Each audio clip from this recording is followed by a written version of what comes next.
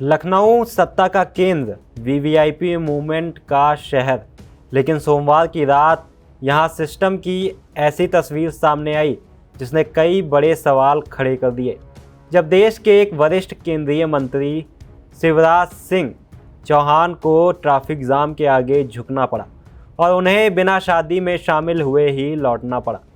सोचिए, जिस शहर में वीवीआईपी मूवमेंट के लिए मिनट टू मिनट प्लानिंग होती है, वहां अगर एक केंद्रीय मंत्री ही जाम में फंस जाए तो आम लोगों की हालत क्या होती होगी। नमस्कार, आप देख रहे हैं इंडिया और मैं हूं आपके साथ प्रशांत कुमार। दरअसल मंगलवार रात करीब 8 बजे केंद्रीय मंत्री शिवराज सिंह चौहान का निजी विमान अमौसी एयरपोर्ट पर उतरता है।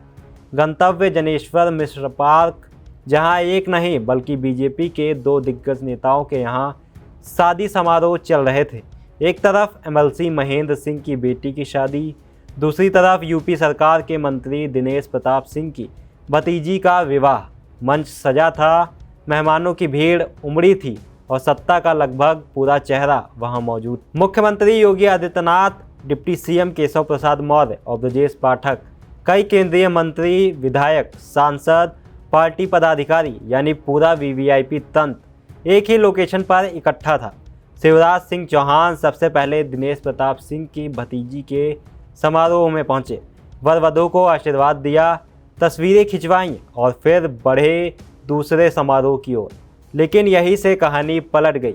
दोनों कार्यक्रम एक ही परिसर के अलग अलग हिस्सों में, हजारों मेहमान, दर्जनों वीवीआईपी काफिले, सीमित रास्ते और नतीजा भारी ट्रैफिक जाम। ऐसा जाम जिसमें आम गाड़ियां ही नहीं बल्कि एक केंद्रीय मंत्री का काफिला भी फंस गया।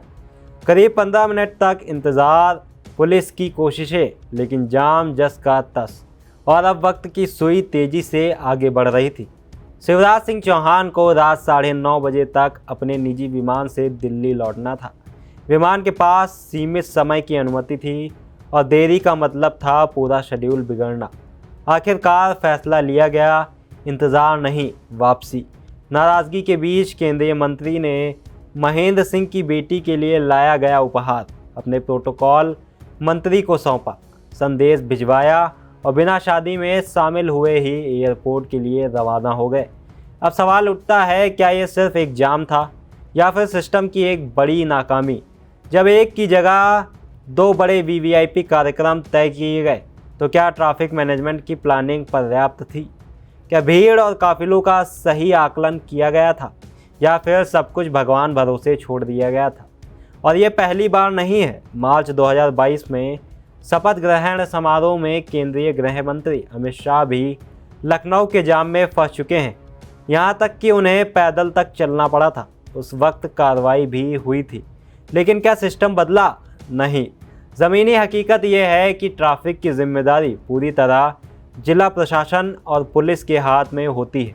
बड़े शहरों में वरिष्ठ अधिकारी इसकी कमान संभालते हैं, लेकिन जब वीवीआईपी मूवमेंट और आम ट्रैफिक एक साथ टकराते हैं तो व्यवस्थाएं अक्सर दम तोड़ देती हैं।